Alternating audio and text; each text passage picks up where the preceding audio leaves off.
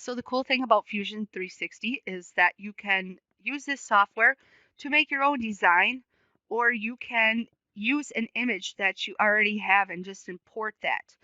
From here, I'm just going to take the design for the welded rose that we do in class, and I'm going to create it for a CNC file. So you can see I've got one started here. I'm going to let this one go, and I'm going to start over from the beginning.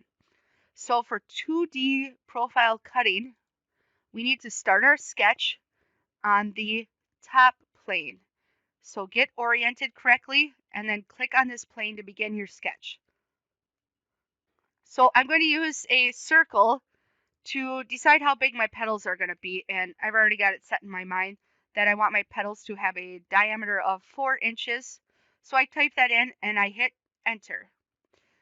Now I have a circle with a diameter of 4, and what I want to do here is turn off the show profile because I don't want this to keep turning from dark to light blue every time I hover over it.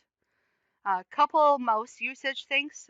If you get over the center of this and you scroll on the wheel on your mouse, it'll zoom you in and out.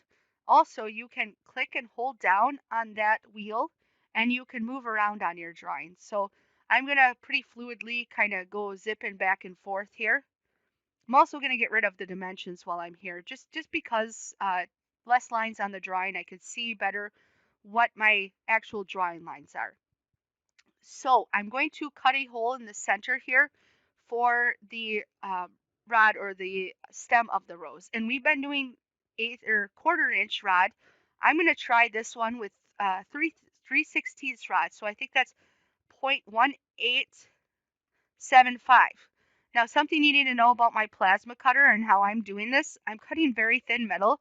So I'm trying to go as fast as I can, really, and leave less dross for me to grind off. So when I go pretty fast like that, it's almost like the curve of the cut gets left behind sometimes, and my circles could turn out a little bit oblong. Now, if I really wanted particular perfect circles, I would slow things down, but I like the benefits of no dross to grind off. So I'm going to just change this to 0.19. It makes the hole a little bit bigger, so even if it's oblong, the rod will still fit through, and I can close up the difference with a little weld. So that's my reason for doing that. Now I'm going to literally draw half of one petal and use a mirror feature to get the rest of the petals. So I hit L for line, and I want to put this at a 45-degree angle. So it's right now it's asking me what the dimension is. The dimension just has to line up on here. So when this black X turns blue, I'm on this outside edge. I'm going to hit tab. So I'm going to tab and hit 45 for 45 degrees, and it's going to lock this at a 45-degree angle. And now I just have to line up the blue X and click, and I have this line. So now I want to just start another line vertical up so that I can get a reference point for how big this petal is going to be. And now I can kind of free form design. And so if you hit create, you have lines, rectangles, circles, arcs, ellipse, polygon. I like the arc feature, and that's what I'm going to use to design this half of the petal. So I zoom in a little bit here so you can see what I'm doing. I'm going to start from this point. I'm going to kind of put this at a angle like this, and I'm not clicking or anything right now. I'm just moving my mouse to give this arc a shape. So I'm just trying something different here. That's the whole reason why I'm doing this. Kind of want it to be a smooth shape and kind of tapered. And now I have to connect this to this line because this is where each petal kind of cuts out. Now I'm going to go really, really close to this hole. In fact, I'll go right on the edge of it. No, back off a little bit. I want to get as close to this as I can because I know from building roses that the closer you are to the center, the more that you can bend these petals. And when I plasma cut, my machine, because of the curve or the width of the cut, is actually going to cut right here where my black X is, about right there. And so when it gets down here, it can't go all the way to this point. So it's probably going to leave right here and then start heading back up the other side. So I think I'm in a good spot. If I don't like it, I can come back and change that. Now, the one thing I don't like on here is these sharp edges. I'm going to hit escape and get out of that feature so I can just connect stuff.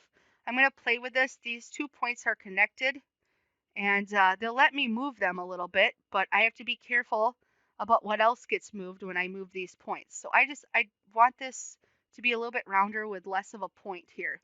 I like the way these two connect right here. This is fine.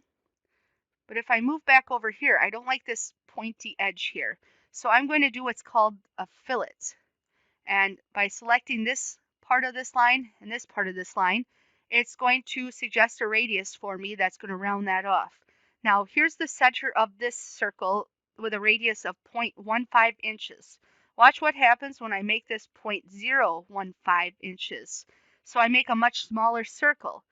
The radius isn't as smooth, and the center of the circle that creates the radius is right here now. So if you imagine this is the radius, this would be the circle that's created by that radius. That's basically what a radius is. I'm going to go back to 0.15 because I liked that better and it gave me a smoother arc.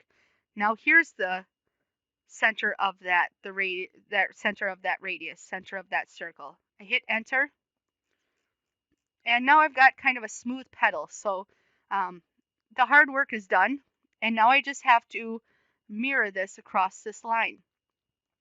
So in the create tab, you have the mirror feature, or I think for most people it's going to be up here in these shortcuts. So when I click on that, the first thing I need to do is pick the objects that I want to mirror. And it's important that I'm real careful and pick this fillet as well. So now I have everything selected that I want to mirror. I'm going to go down here and click on mirror line so that turns blue, and I'm going to connect my line. And when I hit OK, now I've got a full petal. Now I've got all these constraints and points on here, so I just want to take those off and just see what I got. I don't need this anymore, so I'm going to click on it and hit delete. So now I've got one petal out of 4. I'm going to make another line, select all this petal that I have, and I'm going to mirror this across here, and we'll come back and finish this rose.